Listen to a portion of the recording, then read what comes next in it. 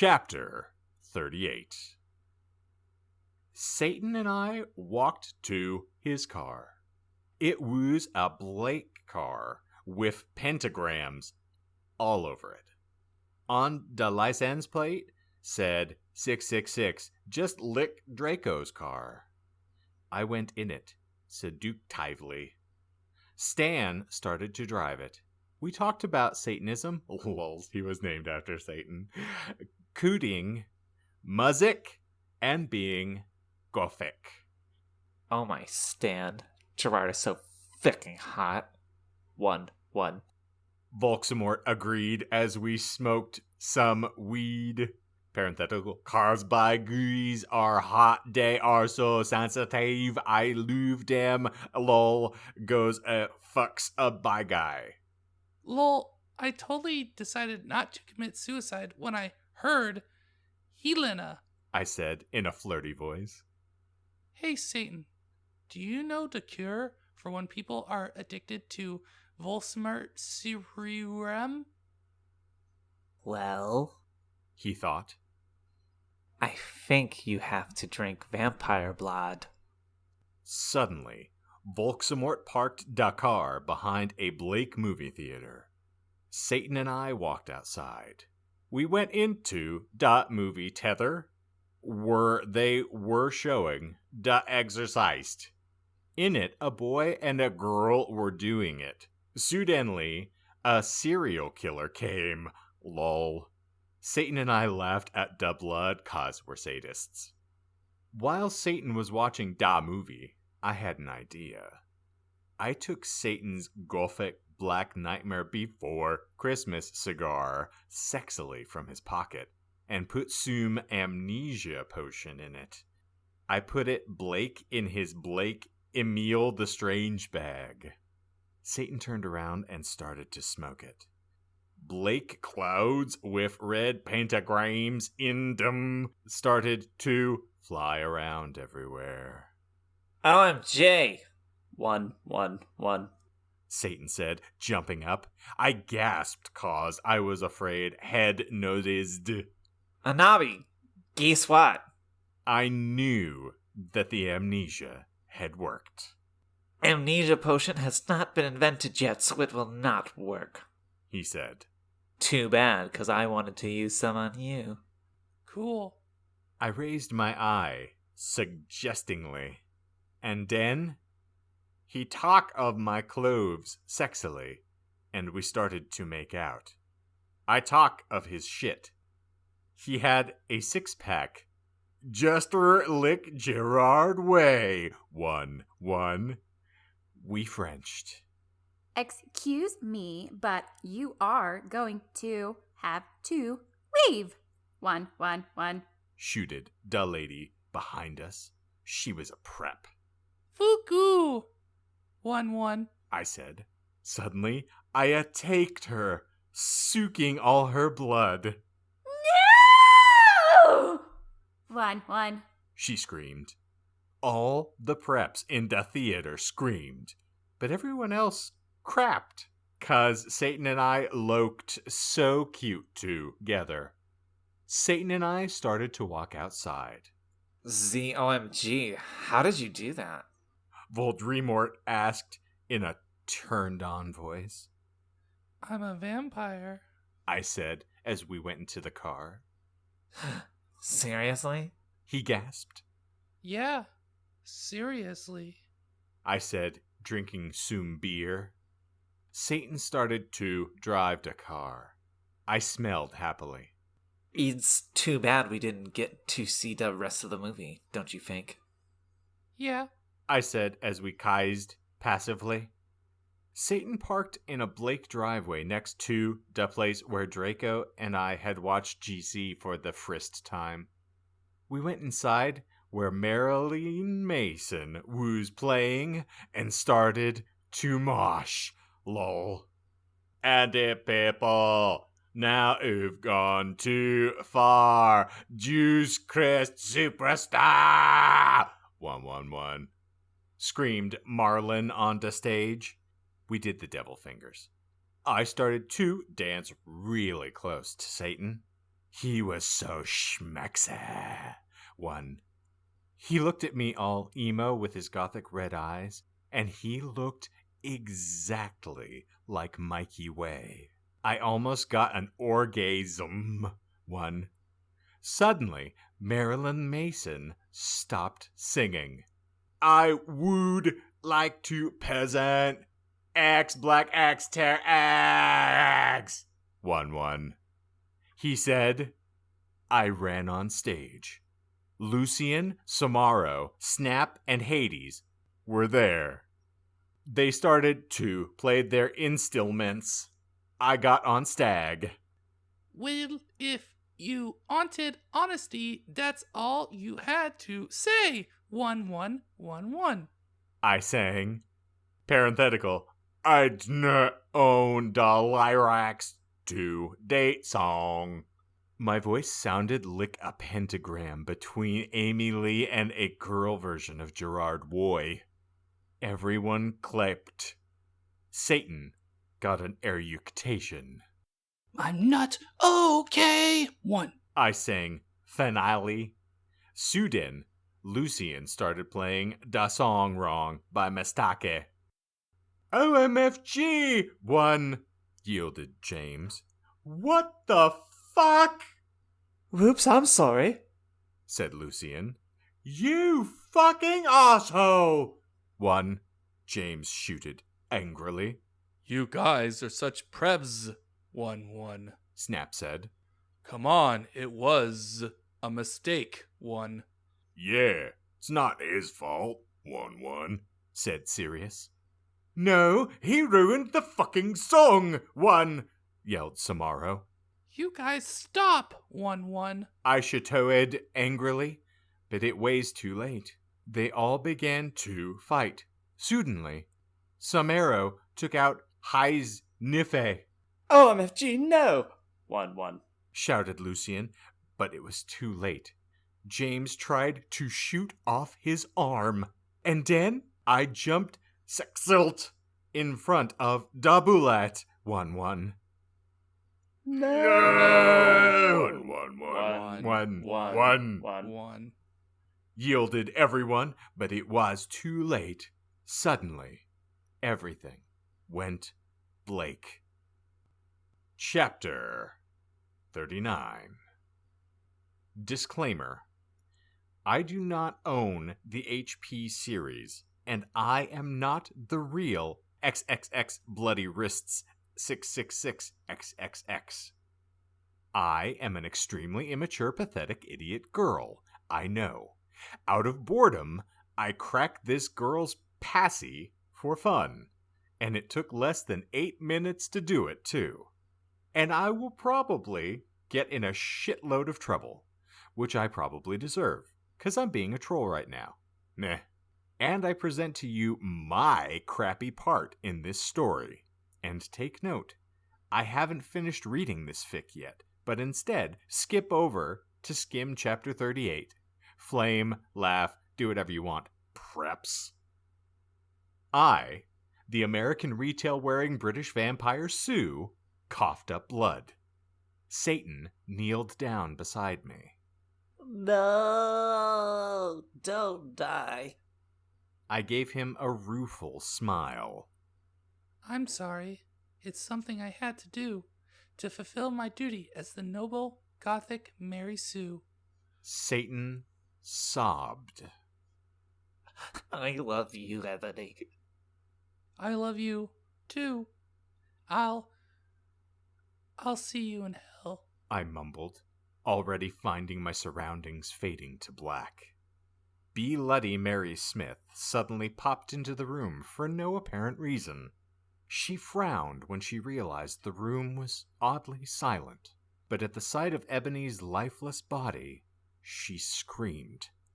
Her face became pale with horror. She screamed for the healers, Dumbledore, McGoogle, and every single Gothic person she could think of. Suddenly, a glow started to surround the body of Ebony. Everyone stared in shock. Her body started to lift, ever so slowly, and then, to everyone's shock, it started to incinerate. When everyone realized what was happening, they rushed over to try to rescue the body, but it was too late. The Sioux became nothing more than a pile of ashes. A loud resounding of everyone bellowing, "No!" filled the room. A flash of white light from the ashes then started to bounce around the room. Everyone cowered in fear and were temporarily blinded. When it was all over, things changed. All the silly goth clothes dropped from everyone's bodies. I will refuse to explain how the hell that happened. And in their place, clothes the characters would normally wear in canon appeared on their bodies. When everyone got over the shock of becoming free of the gothic power, everybody cheered. Everyone started singing, "Ding dong, the Sioux is dead." Well, that is until all the HP characters realized the true implications of becoming more canon-like again. All the characters who were supposed to be dead fell to the floor, their bodies cold and lifeless. Harry and Voldemort started dueling. On the left side of the two, the battle of the light side and the dark side were reaching a climax. And, because the replacement author also likes to screw around with canon, Draco and Heroine fled the scene and got married. Meanwhile, down in hell, Ebony shed a single tear because of her current situation. A situation that would live on for all eternity, or at least until the end of fanfiction time. She lost it all, but she knew she had to remain strong. Nothing would ever break her down. She looked down over her pale body and frowned. Where are my emo clothes? She asked herself in confusion. And then it occurred to her. For her shirt, she was wearing a bright pink polo with a little seagull on the right or left, I can't remember, side. Below that, she was wearing a denim miniskirt with the destroyed look on it. Paired underneath that skirt were leggings with a little moose at the bottom. And then Ebony realized on her shoulder she was carrying a pretty bag with an eagle on it that said, "Live your life," written all over the bag. Ebony suppressed the urge to scream. Here, she was decked out in clothes prepped to the extreme, wearing stuff from Abercrombie & Fitch, American Eagle, and Hollister. Panicked, Ebony hastily tried to take off the Hollister polo, but underneath it there was another Hollister polo underneath. Ebony frowned and looked under her shirt. All she saw was a bra underneath. Dare I point out, it's from the Airy line available at American Eagle. Ebony tried to remove the shirt again, but to her frustration, there was yet another polo to replace it. This is illogical and does not make any sense! Ebony bellowed out to the air. She failed to see the irony in her statement. How hypocritical her words were, seeing as she was practically calling the kettle black here. Ebony slit her wrists and mumbled to herself, Oh me god. "End crap fic." Oh yeah, if you want to see the original content this chick had planned for this chapter, I accessed it through the document manager thingy, which I copied and pasted, so you can read it here. This is where the troll author adds the original content that Tara had planned to post, but this is the exact same content found in Chapter 40. Sincerely, an anon author who will silently not reveal her identity because she's a coward. Tongue. AKA, just a troll with rocks for brains. Chapter 40. Subtitled, LOL, Someone Has Taken My Account Over. The Idiot's Note. Well, this was in the dock area, so we might as well let the whole world see what the real Tara wanted to show us. Have a nice day. I woke up in Da Norse's office on a special Gothic coffin. Hairgrid was in da bed opposite me in a coma, 'cause Vampire and Draco had bet him up. Norris was cleaning the room. Oh, me Satan, what happened? I screamed. Suddenly, Volksamort came. He looked less mean than usual. Get the fook out, you bucking bastard. 1-1. I yielded. Thou hast not killed vampire yet. 1-1. He said angrily. Suddenly, he started to cry tears of blood. Selective. Volsamort? OMFG, what's wrong? 1-1-1. I asked. Suddenly, Lucian, Professor Sinister, and Sirius came. Bloody Mary and Vampire were with them. Everyone was holding Blake boxes. Volksamort disappeared. OMFG and Nobby, you're alive. 1-1-1. Screamed Vampire. I hugged him and Bloody Mary. The fook happened? I asked them. Oh, my Satan. 1-1. Am I, dead now? I gasped. Inabi, you were almost shot, 1-1, said Sirius. But the ballet could not kill you, since you were formed another time. But fangs anyway. 1. Said Lucian, holding Oot his arm. I gasped. He had 2 arms! OMG, I can't believe Vampire's dad shot you. 1. I gasped. Well, to be honest, Snap was possessed by Snap back then, said James. Yeah, he was a spy, Sirius said, sadly. He was really a death jailer, And he was such a fucking poser too. 1-1. said Lucian. He didn't even really know who GC were until I told him. Well, anyway, everyone tarted to give me presents. I was opening a Blake box with red 666s. Parenthetical. There was a DVD of Core Bride It on it when I gasped. Norris looked up angrily, 'cause he ate goths. Hey, has an enemy fucking seen Draco?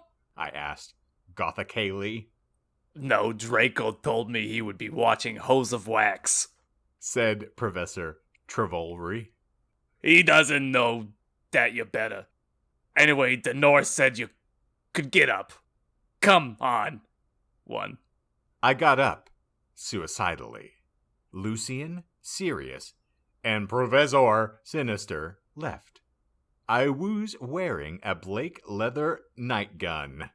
Under that, I had on a sexy Blake leather bra, trimmed with Blake lace, with a matching thong that said Gothic Girl on the butt, and sexy fishnets that kind hooked onto my thong. Parenthetical, if you don't get the idea, massage me, and I'll tell you. I put on a Blake fishnet top under a Blake MCR t-shirt, a Blake leather mini with Blake lace, and Congress shoes. I left the hospital's wings with Bloody Mary, Willow, and Vampire. OMFG, let's celebrate. 1-1. Gasped Willow. We can go see Hose of Wax with Draco. 1. Giggled Vampire. Let's go listen to GC and cut ourselves, 666. 1-1, said Hermione. We opened the conman room door sexily.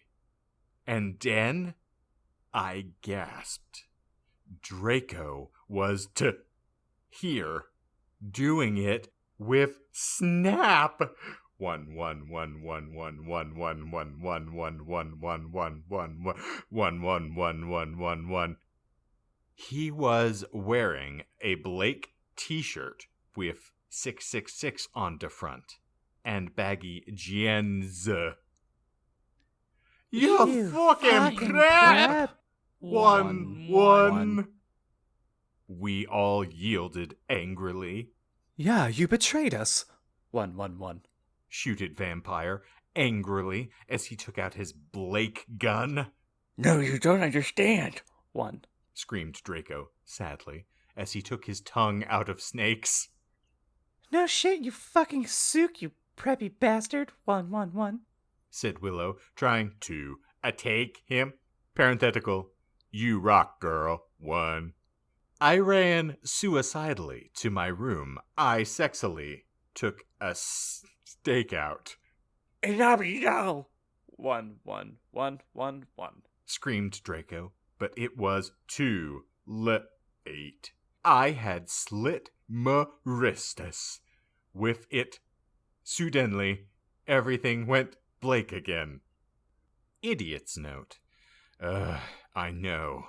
Terrible. But then again, this wouldn't be called the worst fanfic ever if no for the fact that the writing standards meet the level of a day-old fetus. Chapter 41. When I woke up, I was in a strange room. I looked around. I was wearing the same outfit I had when is performed with X Blake X Tier X 11. I looked around confusedly. It was Danorse's office, but it looked different. On the wall was a pike of Marilyn Manzon 1111. Parenthetical. Just imagine that he is an 80s gothic band too, okay? Cause he is more old than Panic? Question mark. At the disco or MCR. End parenthetical. There was also a gothic Blake Beatles calendar with a picture of the Beatles wearing a eyeliner and Blake clothes. On it said 1980. OMFG! I'm back in Tim again. 111. I screamed loudly. Suddenly, Satan, parenthetical, this is actually Voldemort for photo reference. Voldemort was wearing a Blake leather Jackson, Blake tight jeans, and fishnet panties. He looked so sexy, I almost had an orgy. 1-1. OMFG and Navi, are you okay? He asked, gothically. Yeah, I'm okay for your information. I snapped, sexily. OMG, am I dead? 'Cause I remembered I had jumped in front off the bullet from James Gunn. I also remembered Sing Draco doing it with Snap 1-1. I guess that when I had slit me wrists, I had went bake in Tim instead of dying. I knew I could go forward in time if I found a time toner or the Tim machine. No, you're not dead. Satan reassured suicidally as he smoked a cigarette sexily, and smoke came all over his face. You're a vampire, so you can't die from a bullet. Come on now, let's go see how Harry's dad is doing. I knew that the real reason I didn't die from the ballet was 'cause I was from the future. WTF? James almost shot Lucius. I said indigoally. I knew that James had really been possessed, but I didn't want him to know I knew.